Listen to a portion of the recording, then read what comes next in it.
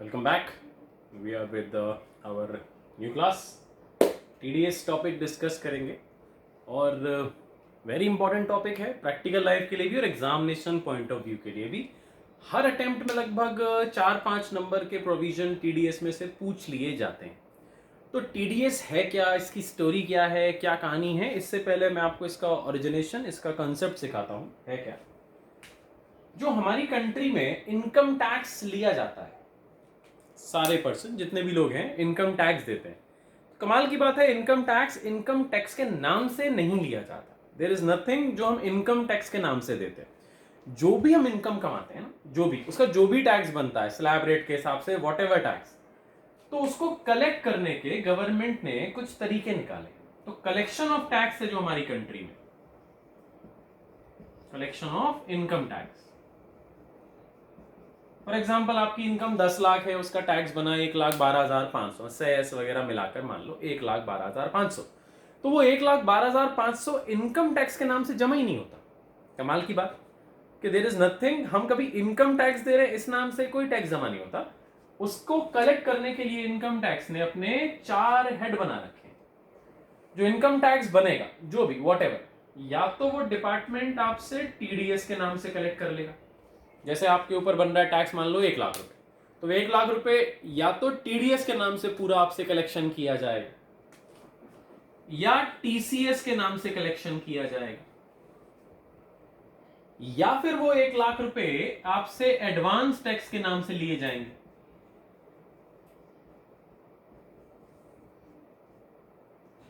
और जो बच जाता है बैलेंस, इन तीन, या तो सारा 1 लाख रुपए ये TDS लिया जाएगा एज अ TCS या एडवांस टैक्स, या इन तीनों के मिक्सचर में ले सकते हैं, कुछ TDS, कुछ TCS, कुछ एडवांस टैक्स, या कोई दो चीजों के हिसाब से। मतलब जाएगा पैसा इन्हीं तीनों में से किसी एक तरीके से।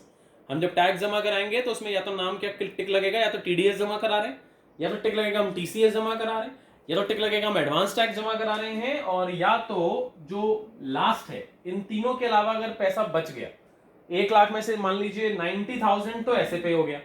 उन सबके रूल हैं, कब एडवांस टैक्स लगेगा, कब TCS, कब TDS। तो मान लीजिए 1 लाख में से 90,000 तो ऐसे जमा हो गया। जो बच जाता है बैलेंस, वो बैलेंस हमें जमा करना पड़ता है रिटर्न फाइलिंग के टाइम पर। पढ़ा है ना, जुलाई और सितंबर, जब भी बिलेटेड है या आपकी ड्यू डेट वाली रिटर्न है। तो जो इन तीन के अलावा अगर 1 लाख का बनता है टैक्स और 90,000 हमने से जमा कर दिया, तो वहां कितना जमा होगा, 10। 1 लाख में से हमने एक भी रुपया ऐसे जमा नहीं करा, तो सारा कैसे जमा होगा, लास्ट वाले में बैलेंस, और उसका नाम होता है सेट।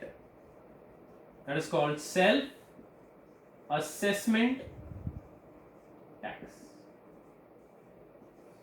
हमारी कंट्री में जो टैक्स कलेक्शन का प्रोसेस है इनकम टैक्स का, वो इन 4 तरीके से।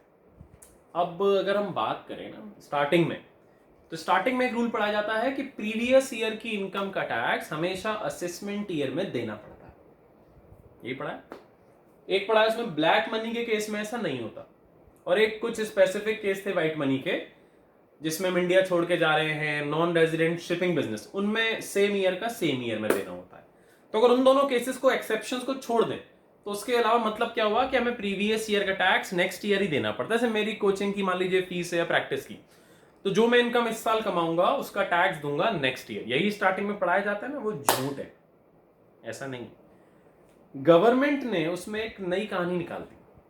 गवर्नमेंट ने कहा कि भाई 1 लाख रुपए अगर आपका टैक्स बन रहा है, तो अगर आप बेसिक प्रोविजन पढ़े फर्स्ट डे वाला, तो ऐसे तो बच्चे से पूछा जाए, बताओ भाई इस साल 1 लाख का टैक्स बन रहा है, कब देना पड़ेगा, तो बच्चा क्या बोलेगा, नेक्स्ट ईयर, सर ने यही पढ़ा है। बट वो कंप्लीट बात नहीं। गवर्नमेंट ने कहा हाँ, वो 1 लाख रुपए आपको नेक्स्ट ईयर देना पड़ेगा असेसमेंट ईयर में रिटर्न के साथ, अगर वो कौन सी कैटेगरी में पहुंच जाए, बैलेंस वाले। अगर TDS कंसेप्ट लग गया आपके ऊपर, तो वो 1 लाख प्रीवियस ईयर में ही देना है। अगर TCS कंसेप्ट लग गया, तो भी वो 1 लाख आपको प्रीवियस ईयर में ही देना है, और अगर एडवांस टैक्स कंसेप्ट लग गया, तो भी वो आपको प्रीवियस ईयर में ही देना है।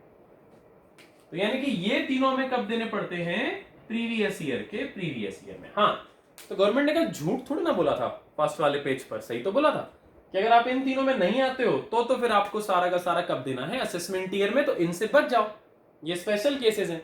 इनमें मत फॉल करो तो आपको प्रीवियस ईयर का टैक्स कब देना पड़ेगा, असेसमेंट ईयर में। प्रैक्टिकली इनसे बचना थोड़ा मुश्किल, किसी ना किसी पर्सन पर इन तीनों में से कोई ना कोई केस तो जनरली एप्लीकेबल हो जाता है।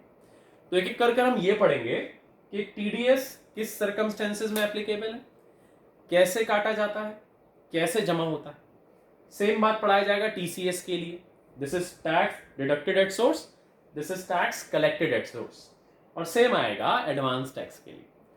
तो जो बेसिक स्टार्टिंग में बात होती है उसे पढ़कर ऐसा लगता है कि भाई जो भी लोग हमारी कंट्री में इनकम कमाते हैं उनका टैक्स नेक्स्ट ईयर ही देना पड़ेगा, वो प्रॉपर और पूरी बात नहीं। सच बात अब सिर्फ क्या है, वो वाला कंसेप्ट सिर्फ किन लोगों पे लगेगा जो बैलेंस कैटेगरी में जाते हैं, इनको देना है असेसमेंट ईयर। लेकिन अगर आप इसमें या इन तीनों में मिलाकर किसी भी तरह आ गए तो इन तीनों केसेस में आपको जो टैक्स आप प्रीवियस ईयर में बनेगा वो प्रीवियस ईयर में ही देना पड़ता है। Understood, I hope. तो हम सबसे पहले स्टार्ट करेंगे इसमें कॉन्सेप्ट टीडीएस का। सबसे इंपॉर्टेंट इसमें टीडीएस है और एडवांस टैक्स है।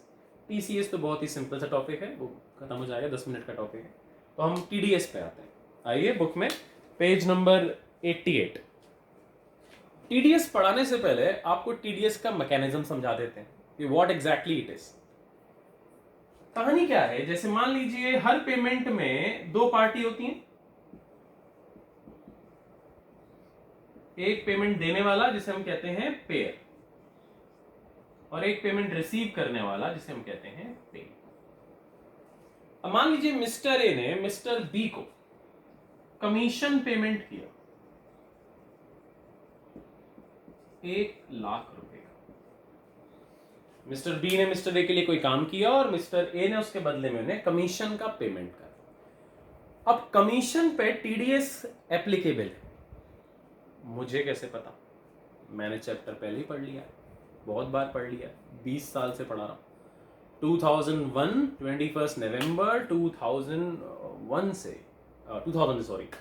से 2000 से लेकर पढ़ा रहा हूं। तो मैं तो ये बहुत बारी पढ़ चुका हूं, इसीलिए आप जब ये चैप्टर पढ़ लेंगे तो आपको पता चल जाएगा टीडीएस क्यों कट रहा है। बिकॉज टीडीएस के चैप्टर में लिखा है कि कमीशन पे टीडीएस काटा जाएगा। अब ये वर्क काम कैसे करता है, तो अगर आप कोई पेमेंट किसी को करते हैं एज अ पेयर, और वो जो पेमेंट आप कर रहे हैं वो मान लीजिए टीडीएस के अंदर गवर्नमेंट ने इंक्लूड कर रखा है, कमीशन को कर रखा है, ठीक है। कमीशन है, सैलरी है, इंटरेस्ट है, डिविडेंड है, रेंट है, प्रोफेशनल फीस है, बहुत सारी चीजें जो आप एक एक करके पढ़ेंगे।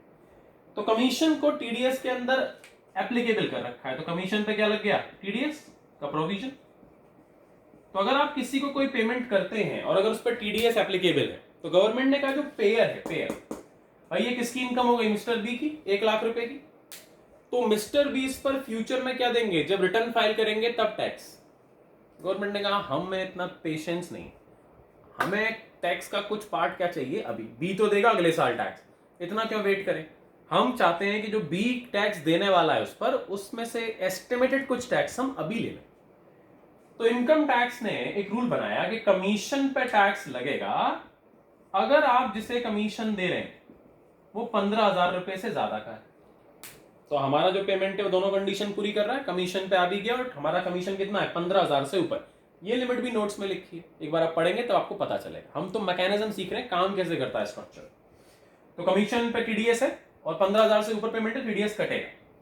और उसकी रेट डिफाइन कर रखी है कि अगर आप कमीशन का पेमेंट करेंगे तो टीडीएस काटना है 5%, अगर वो 15,000 से ऊपर, 15 से ऊपर है पूरी वैल्यू पे कटेगा, पूरे 1,00,000 पर। तो अब जब मिस्टर ए मिस्टर बी को पेमेंट करेंगे तो वो देखेंगे मैं कमीशन दे रहा हूं और ये कमीशन टीडीएस में आता है, 15,000 से ऊपर का दे रहा हूं, यानी कि इस पर टीडीएस कटेगा और रेट क्या फिक्स्ड है, 5%।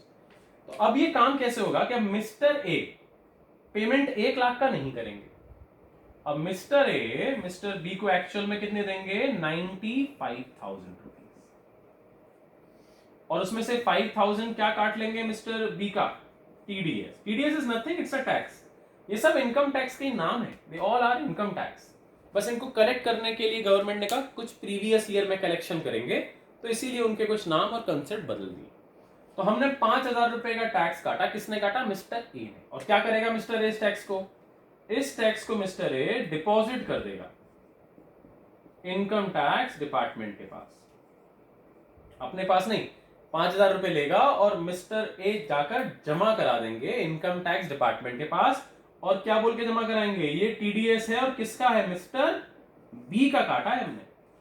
जमा मिस्टर ए कराएगा, रिस्पॉन्सिबिलिटी पेयर की है, लेकिन उसमें लिख के देगा ये किसका टैक्स काट दिया मैंने, बी का 5,000 रुपए का टैक्स है, एक तरह का इनकम टैक्स, और किस नाम से काट दिया, टीडीएस से। तो टेक्निकली गवर्नमेंट के पास मिस्टर बी का कितना टैक्स एडवांस में पहुंच गया, एक तरह से 5,000। अब कहानी देखिए मिस्टर बी के साथ क्या होगी। तो मिस्टर बी को मिलेंगे 95,000 रिसीट।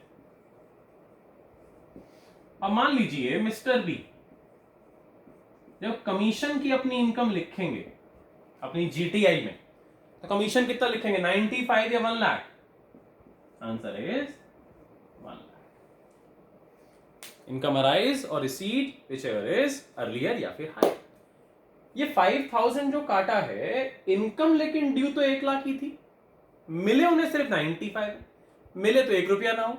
अगर एंट्री ड्यू की पास हो गई तो भी वो चीज क्या बन जाएगी, सामने वाले की इनकम।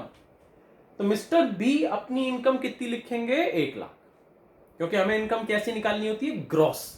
इनकम का नाम होता है ना gross total income. Gross total income का मतलब में, ग्रॉस का मतलब है बिफोर टैक्स। बनी कितनी थी इनकम, कमीशन 1 लाख, मिला 95, क्या अगर मिला ऐसे 10,000 भी होता तब भी इनकम की कैटेगरी में कितना जाता, पूरा 1 लाख रुपए। तो मान लो ये कमीशन की इनकम है 1 लाख, और इनकी बाकी जो इनकम थी इस कमीशन के अलावा वो थी मान लो 3 लाख। कमीशन के अलावा बाकी इनकम वो है जिस पे टीडीएस नहीं कटा, सब पे नहीं कटता, स्पेसिफिक इनकम्स हैं जो अभी लिमिट्स आप पढ़ेंगे उसके हिसाब से। तो टेक्निकली अपनी जीटीआई कितना लिखेगा, 4 लाख। अब वो 5,000 उसकी जेब से चले गए, हमें लग रहा है नुकसान है, उसका कोई नुकसान नहीं है, उसका बेनिफिट है। कैसे, अब इस जीटीआई से वो निकालेगा अपना टैक्स लायबिलिटी। 4 लाख का टैक्स आप निकाले 2.5 लाख वाली लिमिट के हिसाब से, तो 2.5 लाख तक तो फ्री हो गया, और 1.5 लाख का 5% यानी कि 7,500। और क्योंकि इनकम 5 लाख से कम है तो क्या मिलेगी, रिबेट, और पूरी कितनी मिल जाएगी, 7,500। टैक्स कितना आया, 0। तो टैक्स लायबिलिटी तो 0 है, लेकिन गवर्नमेंट के पास इसका टीडीएस पहले से ही कट गया, कितना, 5,000। तो अगर हम देखें इसको, मैं यहां लिख देता हूं, 7,500 माइनस 7,500, रिबेट के बाद 0, और टीडीएस कितना कट गया था, 5,000 पहले से ही चले गए गवर्नमेंट के पास, जबकि हमारा टैक्स तो बन ही नहीं रहा, हमारा टैक्स तो 0 है, और पहले से ही गवर्नमेंट के पास कितने पहुंच गए, 5,000 रुपीज। तो ऐसे केसेस में अब ये हमारा एक्स्ट्रा पैसा गवर्नमेंट के पास चला गया, एक्स्ट्रा। अब ध्यान से देखें, हमारा एक्स्ट्रा पैसा गवर्नमेंट के पास चला गया, ये नेगेटिव आएगा। तो ये पैसा अगर गवर्नमेंट के पास एक साथ चला जाता है तो घबराने की जरूरत नहीं, गवर्नमेंट इसे क्या कर देगी, रिफंड। ये गवर्नमेंट आपको पैसा वापस कर देती है, वापस आप रिटर्न फाइल करेंगे इनकम टैक्स में, और ये पैसा आपको इनकम टैक्स में क्या हो जाएगा, रिफंड। तो ये है मैकेनिज्म कि ये चीज काम कैसे करती है। पेयर आपका टीडीएस काट लेता है, वो गवर्नमेंट के पास जमा करा देता है, फिर जब आप रिटर्न फाइल करते हैं, अगर मान लीजिए इसका टैक्स यहां बन रहा होता 8,000, तो 8 में से 5 चले गए थे पहले ही, 3,000 एक्स्ट्रा टैक्स देना पड़ता। और अगर टैक्स आपका ज्यादा चला गया है, टैक्स नहीं बनता है, तो गवर्नमेंट वो आपको एज अ रिफंड वापस भी कर देती है। इस मैकेनिज्म के बारे में मैंने पूरा यहाँ पर लिखा हुआ है थ्योरी में, आप ये डायग्राम तो समझ ही लीजिए, बना भी लीजिएगा, बाकी इसकी थ्योरी और लिखी जाएगी। ये हमारी डॉटर आ गई, आप कुछ कहना है तो कहिए, क्या, why are you disturbing me, जाना कहाँ है, ओके वेट, आप कुछ बोलना है, नहीं, okay relax, I will be back.